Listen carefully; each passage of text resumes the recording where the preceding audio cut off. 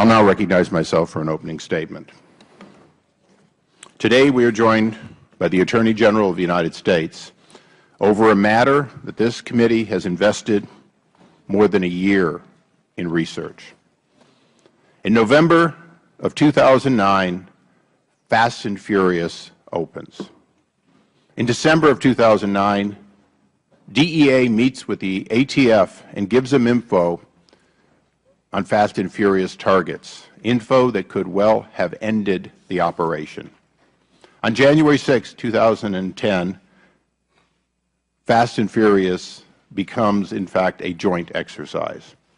On March 15th of 2010, the first federal wiretaps are issued in this case. December 15th of 2010, Brian Terry is murdered with weapons found at the scene that came from Fast and Furious. On January 27th, Senator Grassley first asked Department of Justice about Fast and Furious, and within days,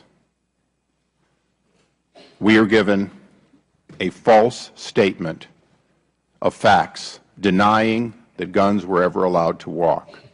Within days of that, we began to know that Fast and Furious was going to be difficult. That was more or less Groundhog Day a year ago. Today is Groundhog Day again. This committee has lost its patience to wait longer. We will not wait until next Groundhog Day to get answers for the American people, for Brian Terry, and for others. On March 3rd of 2011, John Dotson goes public. Agent Dotson is here today. He, too, deserves to have this nightmare of uncertainty, of having a temporary assignment, of not being allowed to do the job for which he has dedicated his career, put behind him. On October 11th, after months and months and months of this committee trying to get further voluntary cooperation, we issued subpoenas for documents. To date, we have been told two things. First of all, they're difficult and time-consuming to give us, and yet 10 times as many documents were provided to the Inspector General. More than 3 times as many people have been able to be interviewed by the by the IG, the Inspector General. Sorry, Mr. Attorney General, by your Inspector General. During that period of time, whistleblowers have consistently brought us additional information. That information allows us to glean more than most of the documents we've received through discovery. The minority can say what they want and issue the opinions they want, the memos they want. They have been absent from this, and I'm disappointed for that. This is a legitimate requirement of this committee to get to the bottom of it and to get genuine change so this cannot happen again. And I repeat, the genuine change, the safeguards, the protections that were not there apparently before, so this cannot happen again.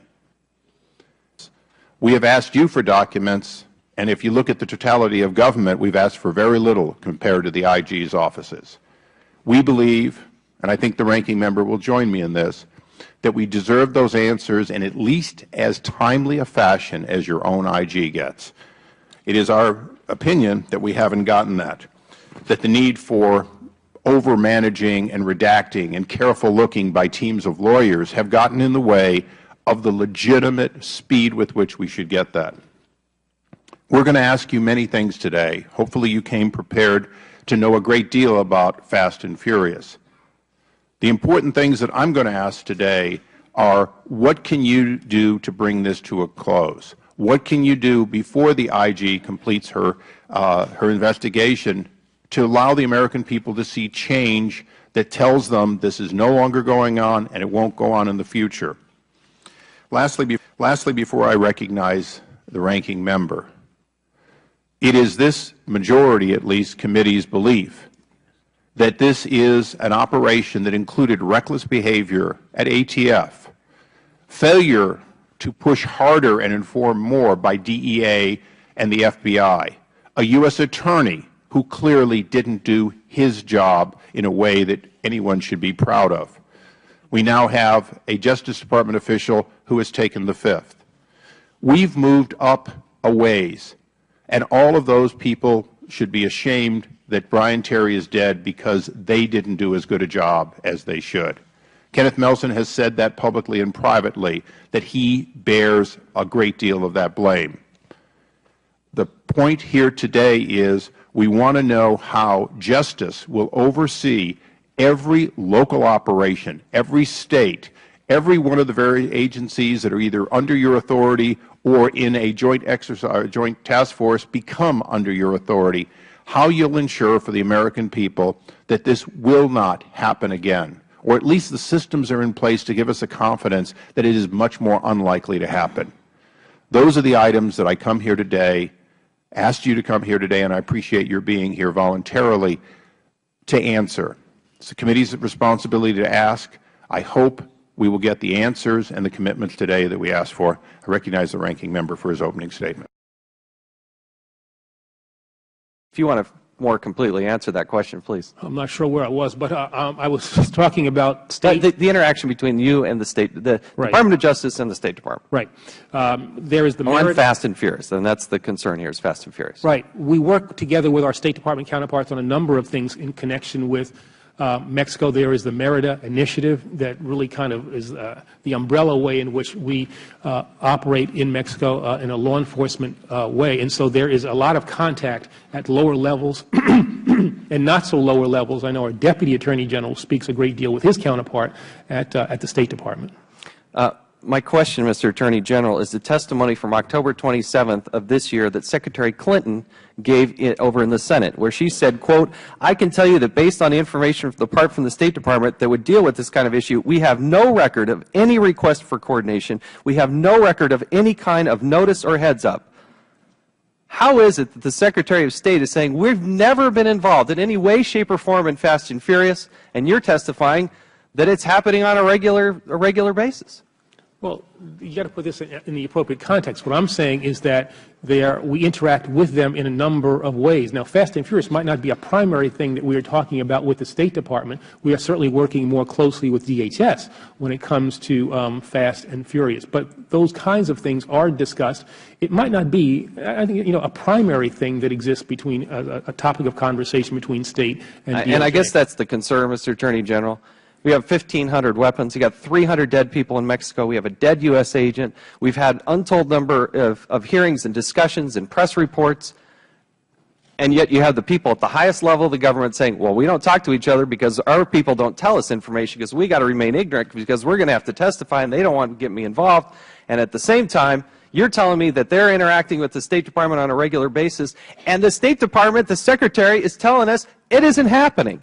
And Janet Napolitano is saying very similar things in the Department of Homeland Security. If we're going to solve this problem, make sure it never happens again, we have to solve these challenges. And I have no confidence that you've addressed it or offered anything to actually solve it. Yield back. The gentleman's time has expired. Did the gentleman want to follow up? I'm not sure about the context in which that remark was made by Secretary Clinton, but I can tell you that when it comes to the issue of violence in Mexico, the problem of guns going to Mexico, we are joined with our partners Mr. Chairman, at the State Department. Can I read the question? Can I read the question? Does the gentleman want the question read back? No, can I just keep? No, the question that Secretary Clinton got. You asked a legitimate question. I don't know what context Secretary Clinton asked. The gentleman was suspended. If you'll make that question available to the Attorney General's staff so they can brief him, we will return to that out of order to get an answer. But I think, in fairness, we've given sufficient time. If you'll make it available to staff, we'll make sure we get to it before the end of the hearing. So why don't you give us those documents? The conclusion that I come to is there's some things in there that's being hidden that you don't want us to see. I don't know if it involves you or some other ATF agents or some other members of the Justice Department, but this committee is the Oversight Committee, and we have every right under the Constitution to check on what you're doing. We're supposed to oversee the executive branch, and you are part of that branch. So for you to deny this committee anything like that is just dead wrong, and I don't think you're going to find any way that you can do it. And I would urge the chairman to move a contempt citation against you if you don't give them to us.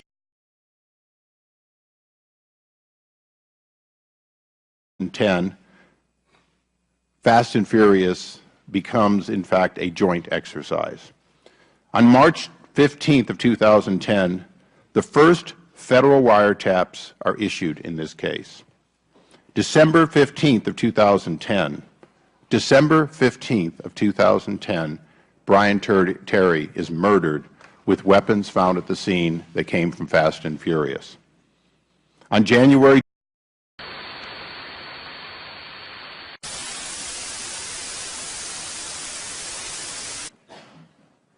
I'll now recognize myself for an opening statement. Today we are joined by the Attorney General of the United States over a matter that this committee has invested more than a year in research. In November of 2009, Fast and Furious opens.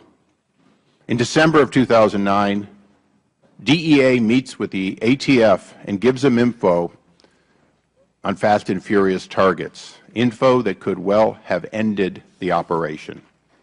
On January 6, 2010,